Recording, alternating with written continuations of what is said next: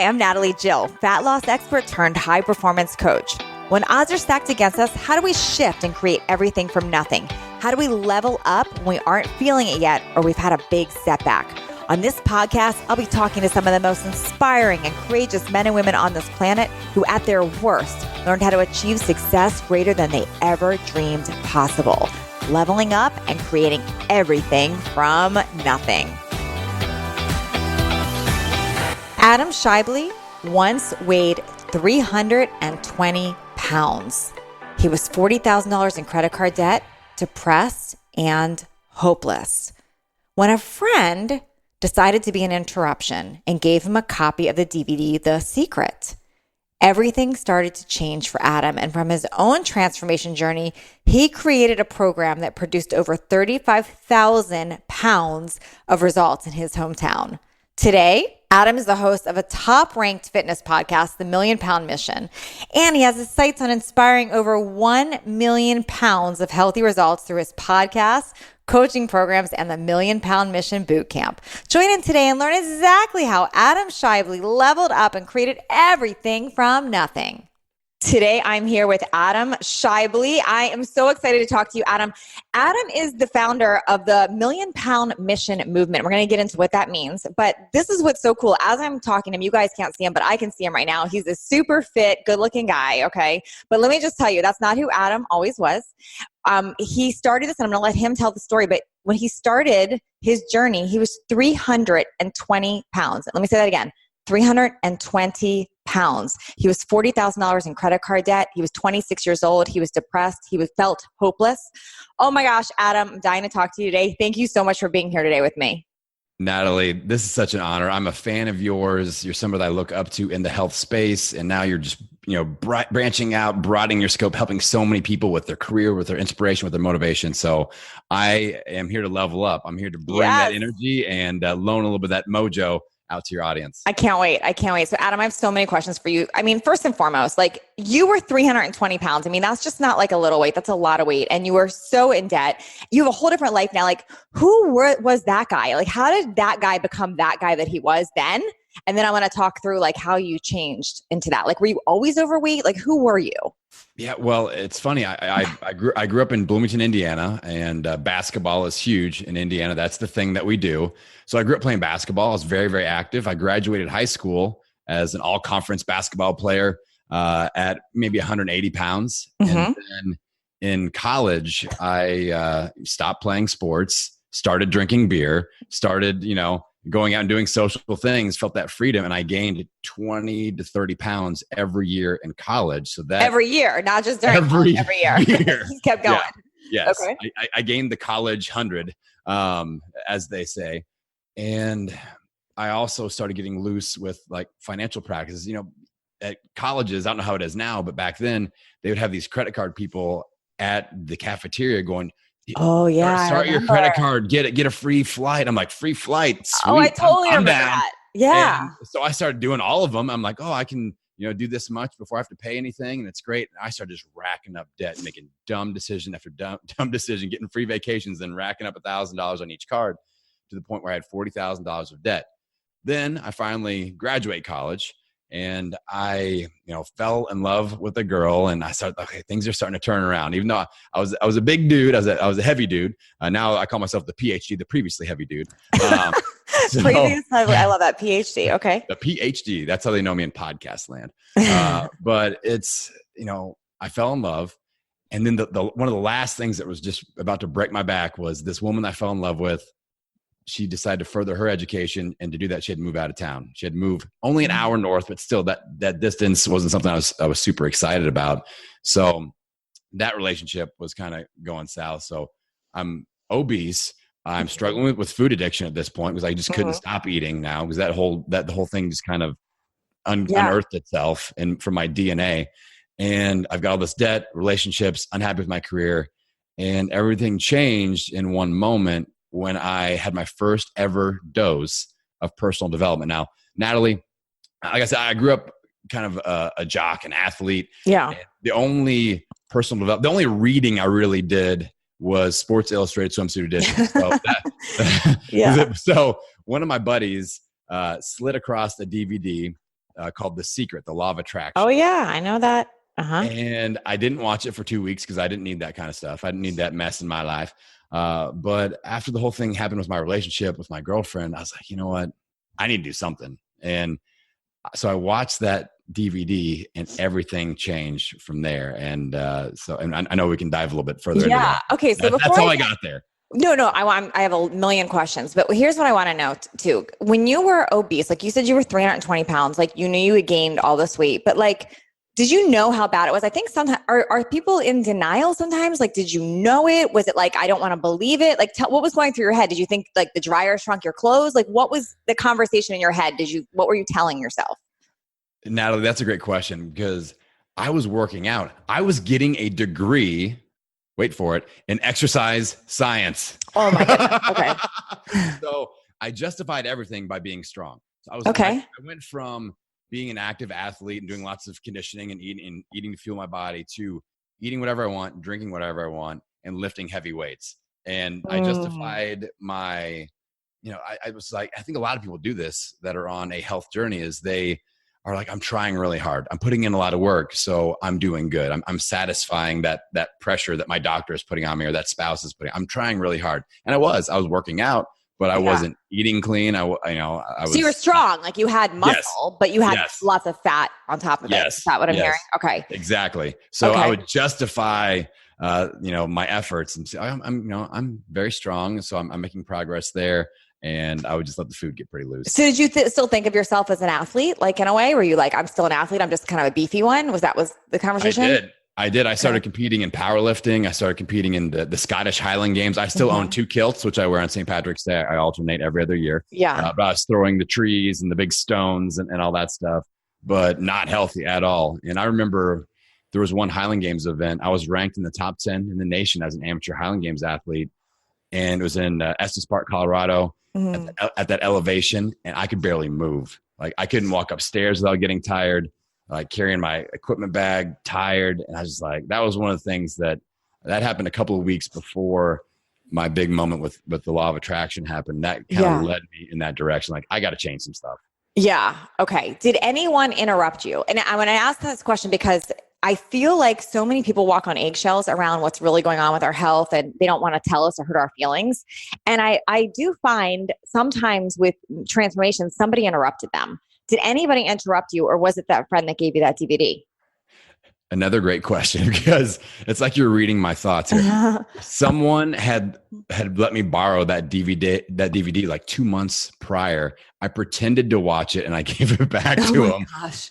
And then someone else let me borrow it. I'm like, okay. This is a sign. Yeah, this is a sign. But no one said, hey, Adam, you look unhealthy. No. See, why don't we tell people? What's your take on that? Because I'm always wondering, like, what is it that we are so concerned with hurting someone's feelings that we're not going to stand for them? Like you were unhealthy. It was dangerous. Yeah, it's interesting. And that's an interesting concept because I struggle with this. I still own a fitness facility and people are scared to refer other people in because they don't want to offend their friend by going, hey, you need to come and do my workout with me. And they're like, why? You think I'm fat? You think I'm out? And then the argument ensues, especially if it's a spouse or a relative. Like that's never an easy conversation to have. So it's a hard thing to do. People are afraid of people losing their friends.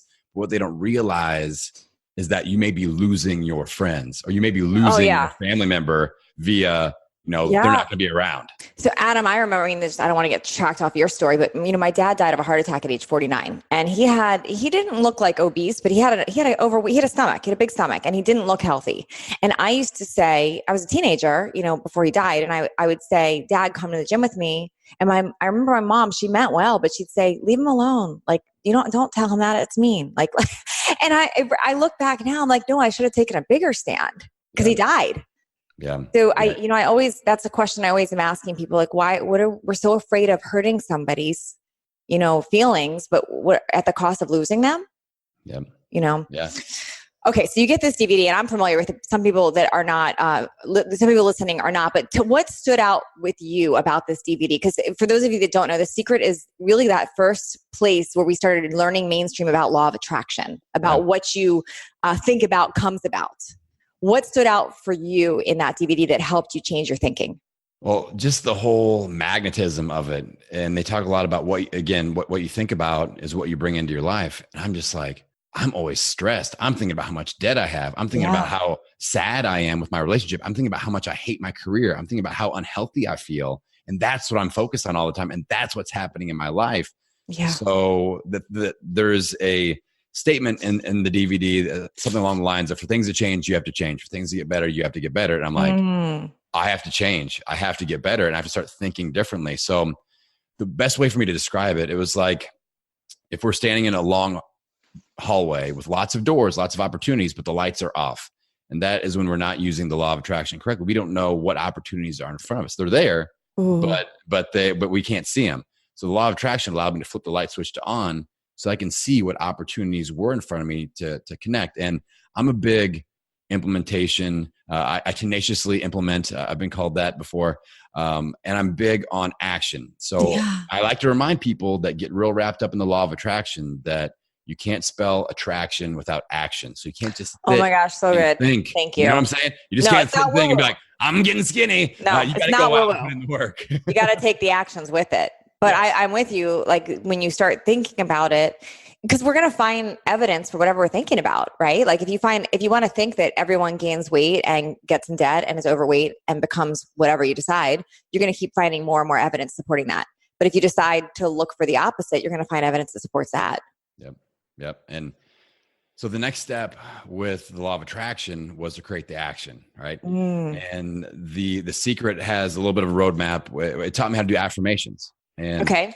So what did that mean? Were you I am sexy. I am hot. What did you? I am sexy. You are a sexy beast. I wrote everything out that I wanted to achieve over the next 5 years. I watched the DVD like 3 times in a row, got all fired up. Like, all right, I'm not going to bed. I'm going to map out what I want to happen, what I want to attract in my life for 5 years. I'm not 100% sure exactly why I chose 5 years, but it felt like it was long enough that I could actually achieve something, but not so short that I felt like a ton of pressure to do it all at once right now.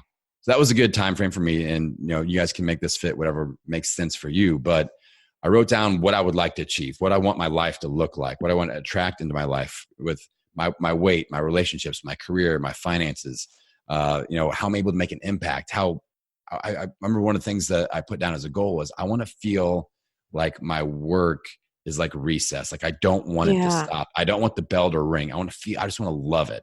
Oh, I like that.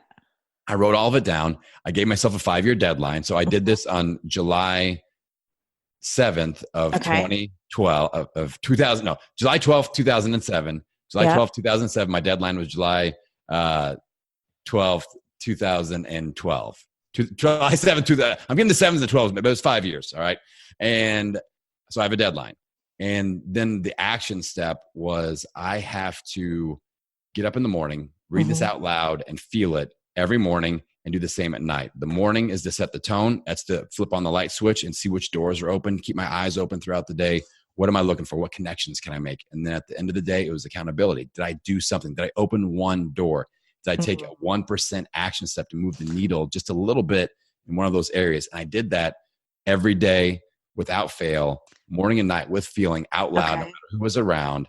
And in that 5 years, lost 100 pounds. Wow. Helped, people started asking me for help. I started a boot camp, which led to starting a gym, which started a whole new career, which I helped my hometown lose 35,000 pounds, helped 15 people lose over 100 pounds in 5 years.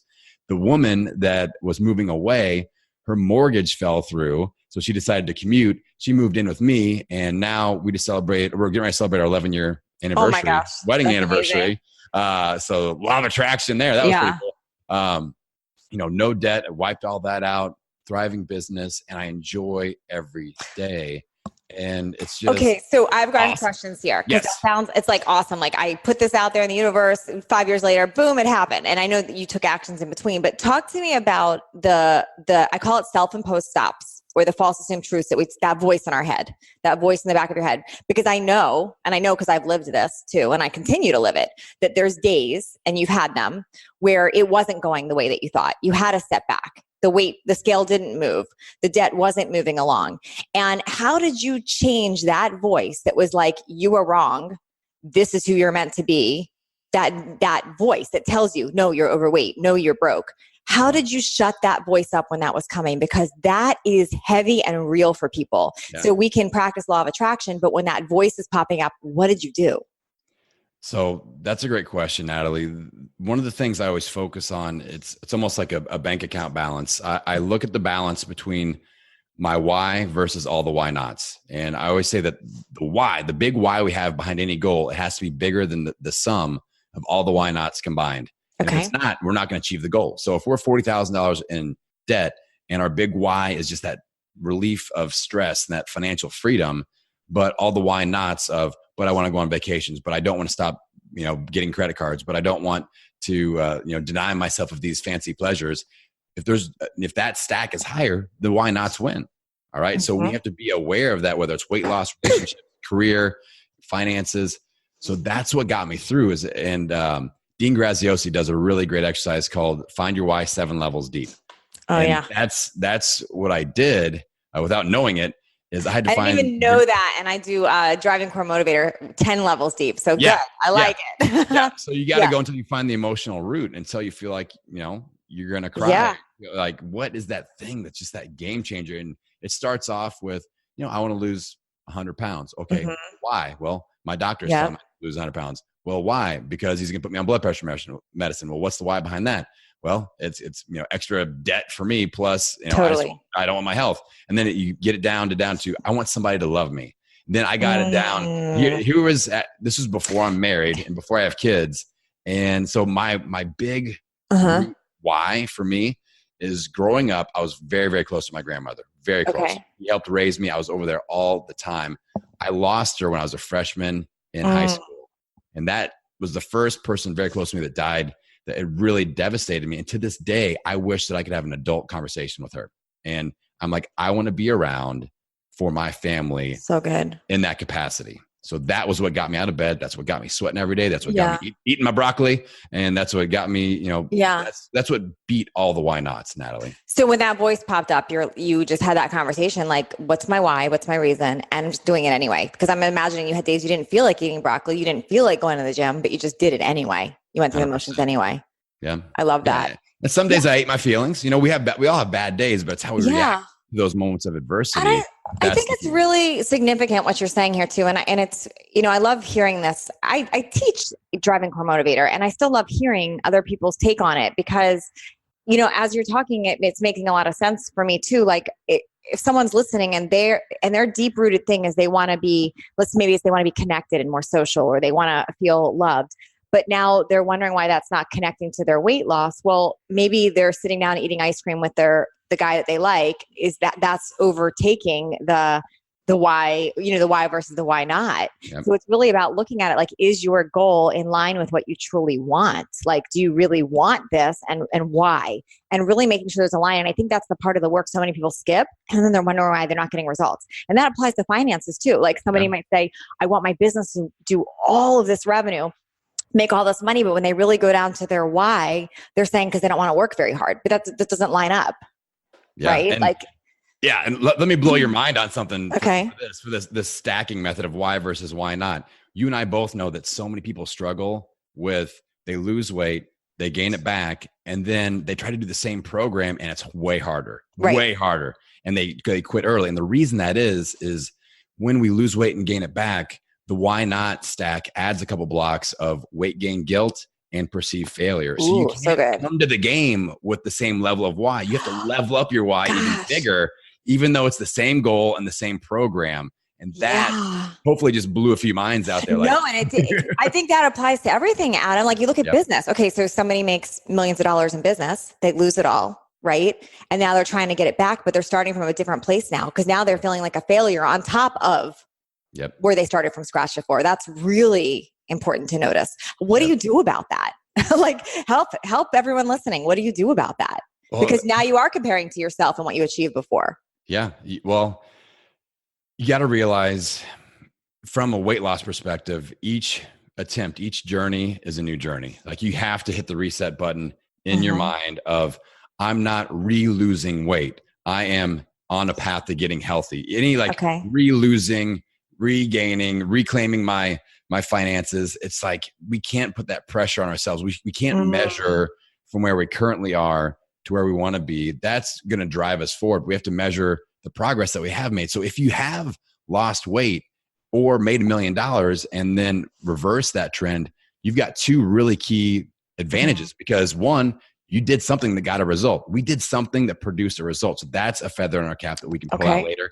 And we discovered one of our danger zones. So you discovered something that messed it all up, and we can be better prepared for that next time. So that's how we level up our why, as we come to the table with, I know this has worked before and I know what messed it up. I'm ready for it this time. Gosh, I hope everyone really heard that. I heard that on a lot of different levels, and it's closing a gap for me on the conversation of people that are really stuck. Because I think sometimes it's easier when you're starting from nothing to like build and create or do. But like if you've done it before and then you failed, like that's that mindset piece that really messes with you. Because you're like, now you're like, was it a mistake? Was it just a fluke? And now you're comparing to something that's not necessarily something you should be comparing to. Yep. Yeah, so it's good. 100%. So good. So you practice this, and you started seeing things working for you. You shut that voice up by remembering your why, sticking to it, doing it even when you didn't feel like it.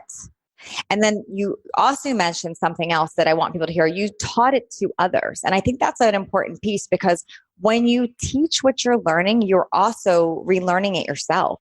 Could you speak a little bit into that? Well, yeah. That's what your whole calling right now is, helping others.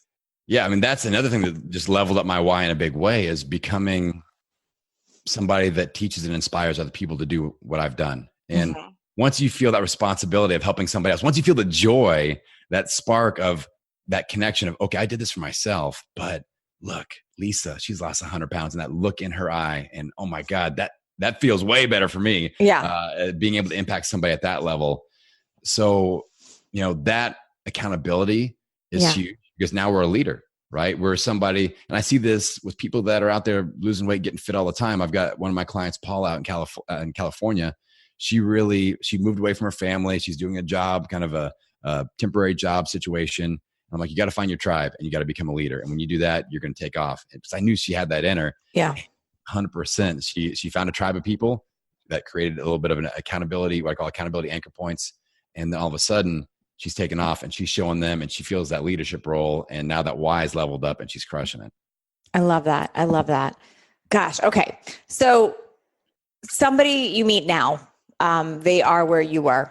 They are overweight, 100 plus pounds overweight. Like you said, they've got that debt and they're feeling like, they're doomed. How you are. What's the first thing you tell them?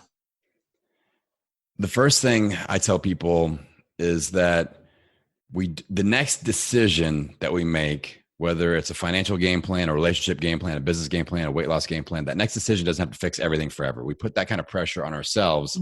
I see it in weight loss. It's easy to use examples there, where people are like, okay, I've tried Weight Watchers. I've tried Adam's program. I've tried Natalie's program. I've tried CrossFit. I've tried yoga. This next thing that I have to do, keto, it has to be the thing that fixes it. And it's got to be a lifestyle and it's got to be forever. And I'm like, why would you put that kind of pressure on yourself? Like I look at a transformation or any sort of goal system as like a toolbox. You got to use the right tool, the right job. And sometimes, if a hammer's working for you for a while, that's good. But every once in a while, you might need to use a screwdriver. You might have to switch and be okay with that pressure of releasing that pressure of that next decision. Doesn't have to fix everything forever. Just focus in the moment. I love using like 28-day cycles with my fitness, with my business, and just reassessing and be like, all right, am I doing the things that are moving the needle in the right direction? And if not, what little tweak can I make? Which tool can I pull out of the toolbox and improve my results? And I'm never ashamed to switch from like keto to paleo to high carb to low carb, or from, doing live casting every day in my business to, doing podcasting, or, switching modalities. A lot of people feel shame in that, like they're failing over and over again. I'm like, no, this isn't a failure. This is adjustment, improvement. I like that. I have some questions about that. How do we decide? How do we make sure we're not just trying and not committing? Because I get what you're saying. Like, we can't put all our eggs in one basket and be like, okay, this is the thing. But where do we draw that line? Because I do feel sometimes people just try a lot and they don't actually commit to a lot. So where do you draw that line? Yeah. Well, there's movement and then there's direction, right? So if we're driving in a car, We can drive around and we're moving, but that doesn't mean that we're driving from California to Indiana. Like people put in effort and it's kind of random. So we got to turn on the GPS. We have to have a set game plan that we are committed to. And I tell people, like, you have to put a ring on the dang finger for 28 days, whether you're trying something for business, for weight loss, for whatever. Like, you can't dabble and you can't program hop. And we get very excited, especially with amazing podcasters like you and I. People listen to our stuff and they're like, okay, I listened to Adam's podcast on Monday and he said that paleo is the jam. And then I heard this other podcast on Wednesday and that's Weight Watchers guy. So I'm going to shift to Weight Watchers now. And then bouncing around, and we never know what works. Yeah. So you have to have that I like a 4-week commitment just because it'll let you know if something's actually working or not. But you have to be fully committed, but whether it's your fitness, your nutrition, your mindset, your business plan, give it a full 28 days to let it run the course and see, like, all right, what worked, what didn't work, how can we improve, how do we move forward and do the next 28-day cycle. So that's something that's worked really well for me. And there are those rebels out there that don't like to commit to anything. And like 28 days is bite size. I'm like, if you can commit 28 days to, like your new book, that's what I love about that, is that it's simple and people can commit to that. People could do that for 2 weeks, 3 weeks, 28 days, and then see a result. But you got to let it run its course a little bit. And you know that as well as I do. Yeah. Yeah. Okay. So the weight loss, makes sense. Everything happened there. The finances, can you just touch on that a little bit? Because there's a lot of people listening, they have that debt situation. And whether it's 40,000 or 400,000 or 4 million, I believe it's the same process. And I'm curious how you tackled that. So I love talking about this too. I'm glad you brought it up because I don't get to talk finances as much as I would like to, as I'm in the fitness world. But finances are a giant stressor. So the why for me was, I felt that pressure. Like I tried to think back to like when I was growing up, and when we're growing up, we don't care about money, and it's more about experiences. It's more about relationships. It's more about what we're doing, who we're interacting with, and who we're doing things with. So I thought back, like, when was the last time I felt like that? And it was just before I started working in college. And like, I remember I started making money. I started like setting goals with money and I started tracking it. And I would get paid in cash. And I'd lay all my stacks out. And I'm like, oh, look at this. I have $1,000 now. This is awesome. And so I went back and I shifted. I'm like, all right, I need to take monetary goals out of the equation for a little bit and just chill and get back to experiences, get back to interactions and things that are high value. I put up an Instagram post a few weeks back, and it was my most reacted to Instagram post, where I said, what if money wasn't a thing? What if our bank accounts were filled by experiences and connections and impact? How rich would you be? Most people would be dead ass broke, and so good. We're out there working to work. So with debt, I realized that setting myself free of that stress and that pressure was a giant why. So I put in work, and I realized, first step, I got to quit digging the hole. And we've all heard this. So I cut up all the credit cards. I had several. I had all those bonus miles. I'm going to interrupt right there 1 second, because I know everybody listening is a podcast junkie like me and you, and we all are on Instagram all the time. I know that. Yes. And so when we see lots of posts about stop the scarcity mindset, think abundance. And I love that you just brought that we have to stop the hole, because I think there's too many gurus saying, don't even think about the hole. Like, you got to just, you're having scarcity mindset. Please speak into that, because there is a hole. We got to address it. Yeah. And the hole is causing all the stress. I'm like, that is the stress point. Yeah. So I have to start figuring things out, and I can think abundantly in growth, but I have to stop the tumor. I mean, if the tumor is growing, then it's growing at the same pace as the abundance, then that isn't helping anything. So totally, I had to extract the tumor by cutting up my credit cards and just shifting my game plan, being like, okay, if I have to use a credit card to pay for this bill or this thing, I need to reduce that. So I got to get rid of my cable. I got to change up my internet situation, my clothes, ladies, trips. Stop getting your nails done for a little while. All that stuff. And then I basically took the snowball approach of, all right, what is my lowest credit card? I'm gonna do I figured out, like, okay, if I cut back on my cable, I can save $50. I'm gonna take that $50, put it into that lowest credit card, pay that off. So maybe I'm paying $150 a month there. That one gets paid off. I take that $150 and I put it to the next credit card. So I'm already used to paying 100. Now I'm paying Okay. 250 on that one. And then I get that one paid off. So I'm used to paying 250. I put that 250 in the next one, and then I get that one paid off. And then what I did, once I got all the credit cards paid off, I had this almost $2,000 worth of payments that I was already, my lifestyle had adjusted to that. So then what I did was I took that $2,000 instead of just being like, oh, I'm going to start blowing $2,000 a month now or whatever. I started applying it to my mortgage. And today, one of my goals was to be mortgage free in my 30s. And I paid off my mortgage last year as I turned 38. So good. So that, now I have no debt. I own my gym, I own my building, I own my house, Amazing, I own my car. So, but it was all that initial tumor, that just stress of realizing debt is causing all this. So I'm getting rid of all the damn debt. I love that. Changed my And life.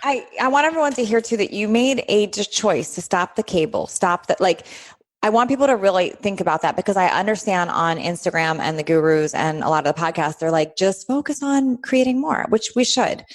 And we get to stop spending on things that we really don't need, that aren't helping us, that are just creating more of a problem. Because I promise, not getting your nails done for a little while or turning off the cable is not going to kill you.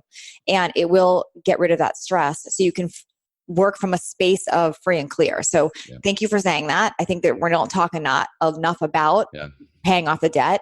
And I love the balance of, we're creating a vision and we're looking into the future, but we're also going to stop the bleeding. Yep.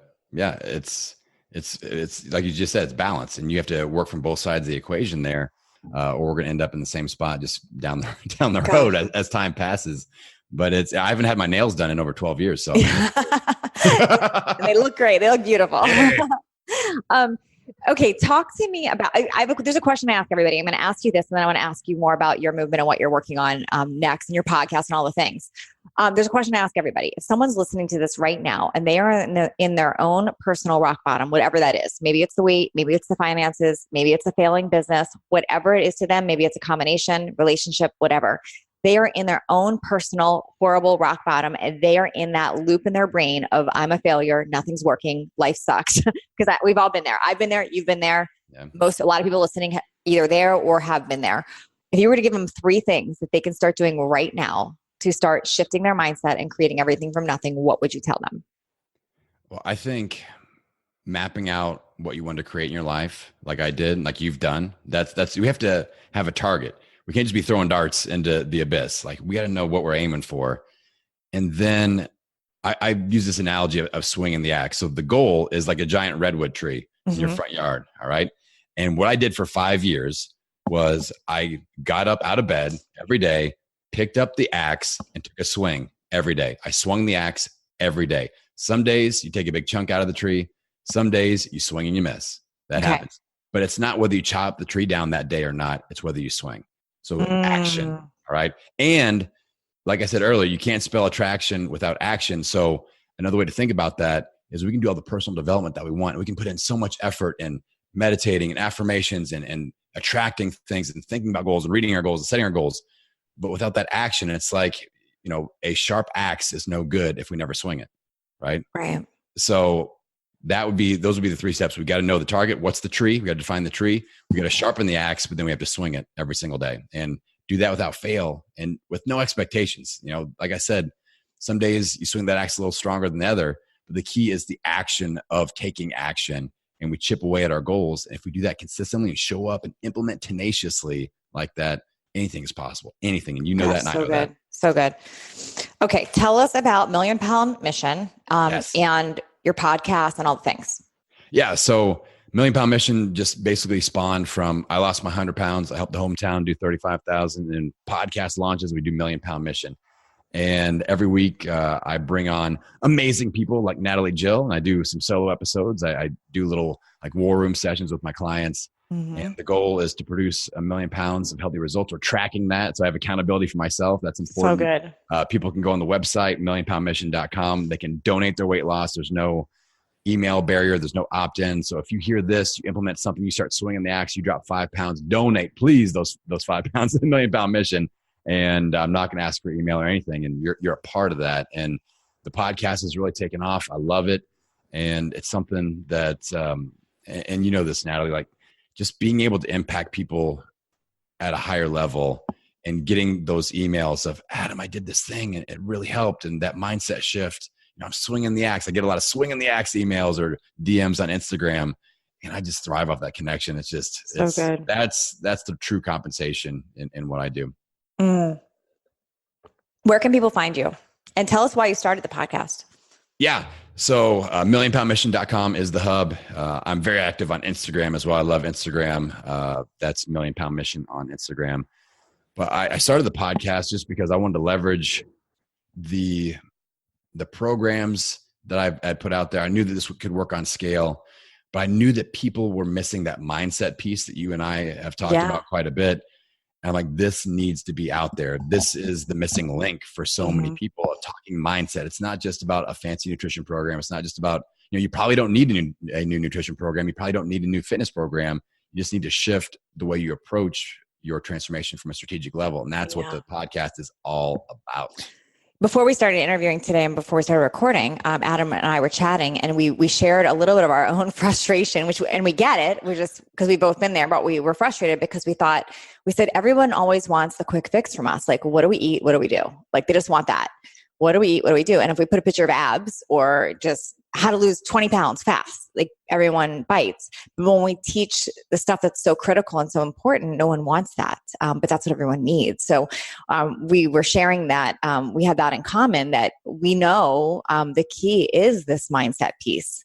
And it's hard for us because we realize that people want to not believe that. And that in itself is a mindset piece, that they don't want to believe it. Yeah, we were talking that we almost have to like Trojan horse the mindset into the equation. And I learned that early on. Like, the first program I made, I'm like, this is the mindset thing. Everyone needs this. They're going to love it. And no one bought it. It was only $9, Natalie. And my mom didn't even buy it. Right. So it was, I'm like, okay. Oh, she cannot be your mom and not buy that. Okay. She didn't buy it. Like, oh, no, I don't need this. So I started wrapping them up into, here's a nutrition program. But there's weekly homework or there's daily homework with the mindset, and everybody coming out the other side. It's like, totally. That's what I needed, Adam. Thank you. So good. That's what I needed. So it is frustrating. I have that same experience. They finished the program like that was the part that changed me. I'm like, really? I could have told you that, but you wanted the 6-pack. So that's what I marketed to you with. Yes. Yeah. It's frustrating, but the overall goal is to impact people. And sometimes you're out there fishing and you just have to change the lure to depending on what the fish is hungry for. But then once we, you and I are both, one of the things I like that you do a lot is you really nurture the relationship, whether it's with podcasting, whether it's with business, or whether it's with, your clients. I'm sure like they feel taken care of, and then that trust is built. And then you can really make an impact on people. And that's something you do really well. And you do too. Thank you. Well, gosh, if you guys liked this episode, please, give it a review, comment back, tag, post, share with Adam and me, Million Pound Mission on Instagram, and also me on Instagram, so we can see that you're listening and that you liked it. And make sure you subscribe also to Adam's podcast. If you like mine, you'll definitely love his. Thanks, everyone. Thanks, everybody.